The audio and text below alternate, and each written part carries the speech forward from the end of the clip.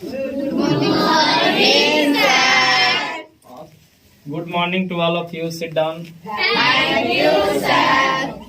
हम यहाँ पे एक गद्यांश लिखे हैं जो हमको समझ में नहीं आ रहा। हिंदी में तो बना लेते हैं मगर संस्कृत में नहीं समझ में आता है। अच्छा ठीक है, देखिए संस्कृत का गद्यांश बिल्कुल हिंदी की तरह ही होता है, बस भाषा का बदलाव होता है। वो हिंदी में रहता है और ये क्या है, संस्कृत में। आज हम आप लोग को यहाँ पर आइएगा, आप जरा, ठीक है, और थोड़ा सा पीछे जाइएगा। आज आप लोग को हम बताएंगे कि संस्कृत में गद्यांश कैसे बनाया जाता है। आज अगर आप लोग ध्यान से देखिएगा तो जिनको हिंदी करने चला आता है, संस्कृत को हिंदी करने आता है, वो भी बना सकते हैं, और जिनको हिंदी करने नहीं आता है वो भी बना सकते हैं। अब आप लोग सोचिएगा ये क्या है, हिंदी करने नहीं आएगा फिर भी कैसे बनाएंगे, है ना? तो यही तो तरीका है सीखने का कि कैसे आप लोग बनाने के लिए सीखें कि जिसको हिंदी करने आता है वो तो बना ही लेगा आराम से, लेकिन जिसको हिंदी करने नहीं आता है वो भी बना सकता है इस गद्यांश को। और ये गद्यांश हिंदी का नहीं है, संस्कृत का है। तो ये क्या नाम है आपका? राजनंदिनी कुमारी जी। देखिए गद्यांश लिखी है और ये बहुत अच्छा से लिखी है, एकदम सजाया हुआ है। और क्वेश्चन यहाँ पर देखिए दिया हुआ है, नीचे क्वेश्चन दिया हुआ है, यहाँ तक गद्यांश है, यहाँ तक आपका क्या है, गद्यांश है, और यहाँ से क्या है, क्वेश्चन है, ठीक ना?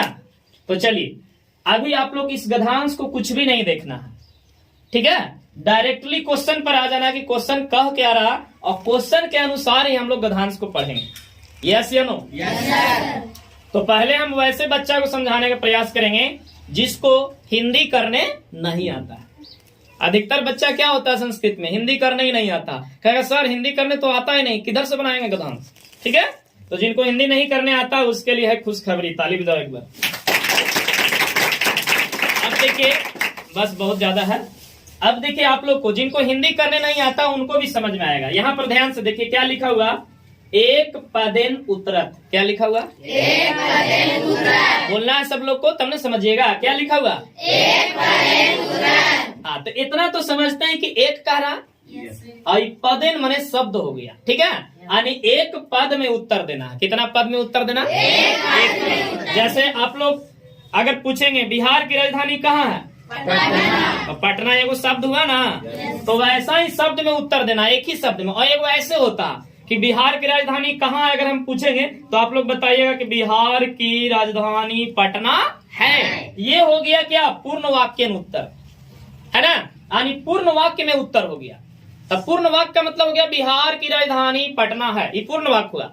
और अगर एक पदेन कहा तो बिहार की राजधानी कहाँ, पटना, तो सिर्फ क्या बताना, पटना बताना। अब चलिए तो एक पदेन उत्तरत में कितने पदों में उत्तर देना है, एक पद में, यानी एक शब्द में, पद का मतलब एक शब्द में उत्तर देना है, ठीक है? अब देखिए यहाँ पर क्वेश्चन नंबर का है ना, एक के का में क्या लिखा हुआ, चतुर्थ पुरुषार्थ का। हिंदी नहीं करने आता, पढ़ने तो आवेगा। तो ये तीनों शब्द को खोजना है कि कहाँ पर ही है, तीनों शब्द को खाली खोज लेना है। बोलिए चतुर्थ कहाँ पर है, देखिए तो चतुर्थ है, यहाँ देख लीजिए, चतुर्थ है। इसके बाद पुरुषार्थ भी है, पुरुषार्थ कहाँ पर है, देखो यहाँ पर है। अब जरा गौर करिए, चतुर्थ भी है और पुरुषार्थ भी है ना, चतुर्थ भी है और पुरुषार्थ भी है। और यहाँ पर एक और शब्द है कह, क्या है, कह। तो कह आपको फालतू नजर आ रहा है कि नहीं? एक शब्द यहाँ पुरुषार्थ भी है, चतुर्थ भी है, क्या यहाँ कह है? नहीं। लेकिन ये जो पंक्ति है, ये जो वाक्य है वो कहाँ पर समाप्त हो रहा है, यहाँ देखो पूर्ण विराम है ना, तो यहाँ पर समाप्त हो रहा है। इसमें एक्स्ट्रा वर्ड क्या है, मोक्ष वर्ड है एक्स्ट्रा। एक चीज और बताते हैं, यहाँ पर देखिए विसर्ग दिया हुआ है, तो यहाँ पर भी विसर्ग दिल है ना। इसका मतलब है कि इस कह का जो आंसर होगा वो क्या होगा, मोक्षा होगा। बोलो समझ में आया? आया समझ में? तो यहाँ पर हम लोग आंसर में सजा देंगे, यहाँ पर आंसर में क्या कर देंगे, सजा देंगे। क्या बताइए तो, मोक्षा सजा देंगे। बोलो सबको समझ में आया?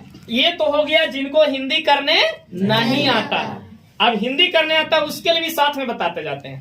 यानी क्वेश्चन कह रहा है ना, चतुर्थ में क्या होता, चौथा, ये पुरुषार्थ है और ये मोक्ष है। ये तो आपका गद्यांश दिया हुआ, क्वेश्चन यहाँ पर है है ना। यानी कह रहा चौथा पुरुषार्थ, कह माने होता है कौन, कह माने क्या होता है कौन, यानी चौथा पुरुषार्थ कौन है। तो चौथा पुरुषार्थ कौन है, मोक्ष का। कौन है, मोक्ष। बोलो आया समझ में कि नहीं? Yes, sir. अच्छा बताइए कि जिनको हिंदी करने नहीं आता वो बना सकता है कि नहीं? जिनको हिंदी करने नहीं आता वो बना सकता है कि नहीं? Yes, sir. आवाज में बोलिए। Yes, sir. इतना सारा बच्चा है, कम से कम 50-60, इसके बावजूद भी आवाज नहीं आता। हम अकेले इतना आवाज निकाल रहे हैं, ठीक है। तो आप लोग भी बोलिएगा। अब देखिए दूसरा क्वेश्चन, दूसरा क्वेश्चन में क्या है, कहाँ पर है दूसरा क्वेश्चन? देखिए यहाँ खा लिखा हुआ। अभी हम क्या बताएं, का, और यहाँ क्या है खा।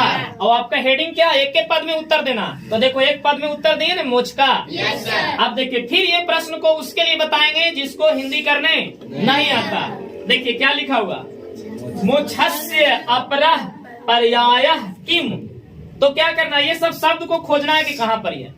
बोलो मोक्षस्य कहाँ है, मोक्षस्य, मोक्षस्य मिला तुम लोग को? Yes, sir. कहाँ पर है बताइए। और ये भी ध्यान रखना है कि मोक्षस्य भी रहना चाहिए उसमें, अपरः भी रहना चाहिए, पर्यायः भी रहना चाहिए। ये सब शब्द खोजना है। तो देखो यहाँ मोक्षस्य नजर आ रहा, Yes, sir. मोक्षस्य, और अपरः भी नजर आ रहा ना, Yes, sir. अपरः भी नजर आ रहा, देख लो नजर आ रहा। Yes, sir. इसके बाद पर्यायः, पर्यायः भी नजर आ रहा। Yes, sir. अब बताइए, अभी यहीं तक देखना है। और इधर पूछ दिया है किम, इसका मतलब प्रश्न कर रहा है किम।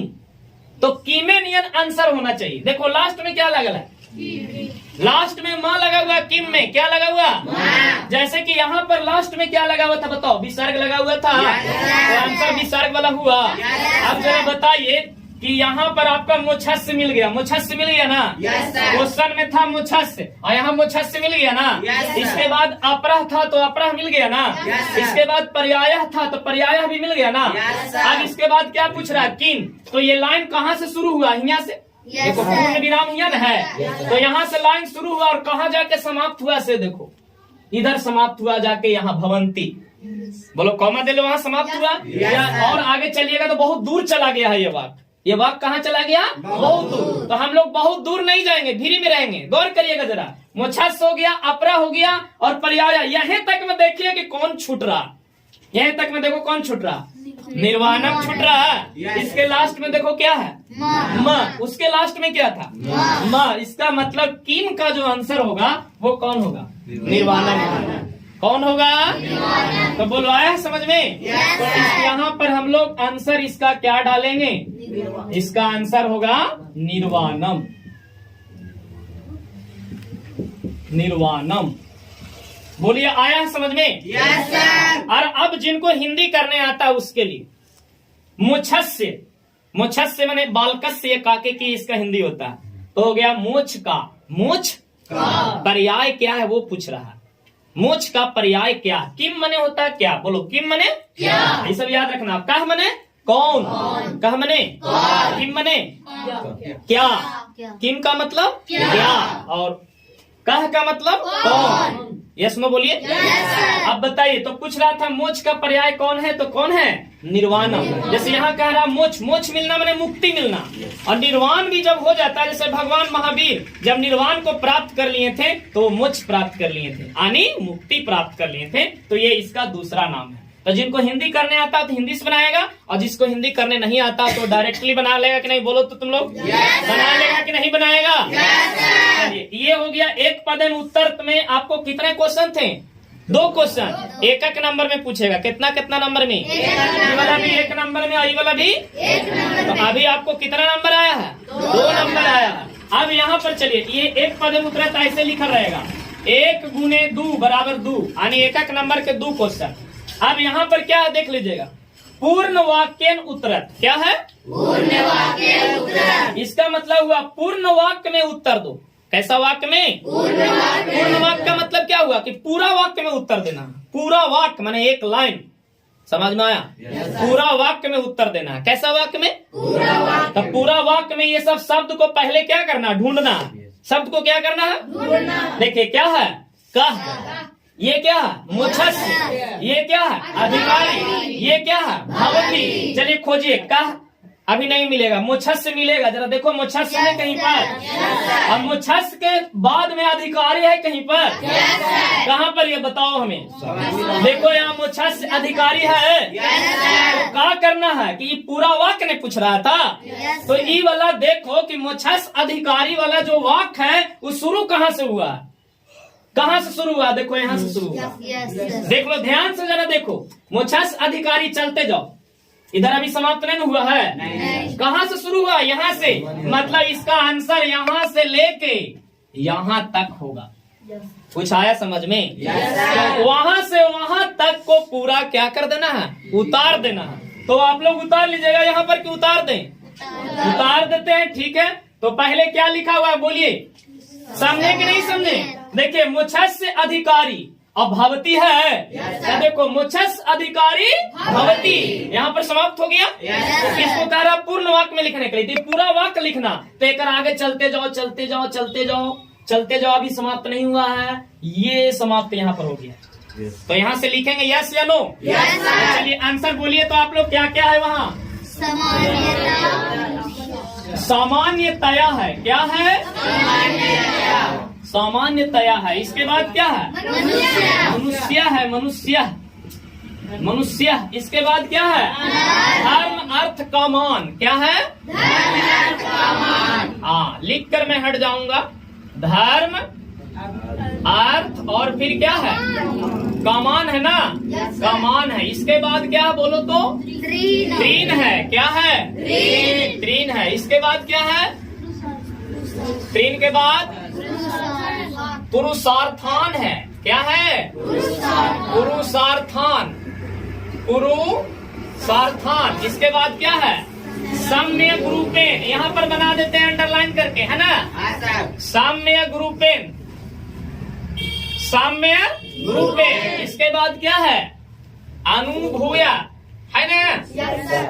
अनुभूया। इसके बाद क्या है? मोक्षस्य, मोक्षस्य। इसके बाद क्या है? अधिकारी, अधिकारी। इसके बाद क्या है? भवती। देखिए पूरा आंसर हम आपको तैयार कर दिए। Yes sir. देखिए यहाँ से लिखे हैं, सामान्यतया मनुष्य धर्म अर्थ कामान त्रीन पुरुषार्थान सम्य ग्रुपेन अनुभूया मोक्षस्य अधिकारी भवती। बोलिए यस या नो? अब दूसरा क्वेश्चन में आ जाइए। दूसरा क्वेश्चन कहाँ पर था?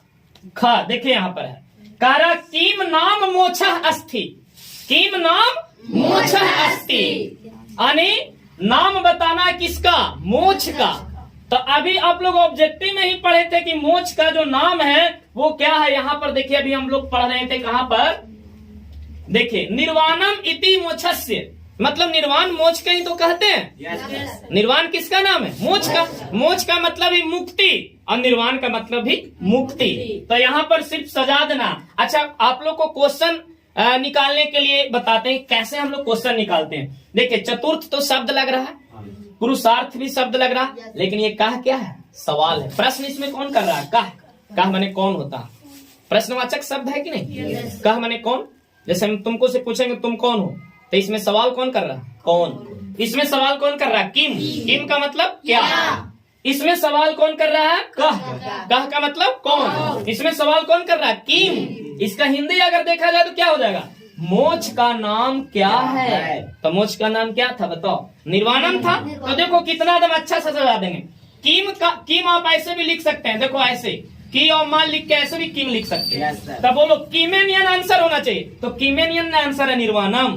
देखो यहाँ माँ है, यहाँ माँ है, तो इसका आंसर क्या हो गया? निर्वाणम। लेकिन लिखना है पूर्ण वाक्य में, तो पूर्ण वाक्य में कैसे लिखेंगे? तो यहाँ से लिखना शुरू कर देंगे। किम का आंसर क्या हुआ बताओ?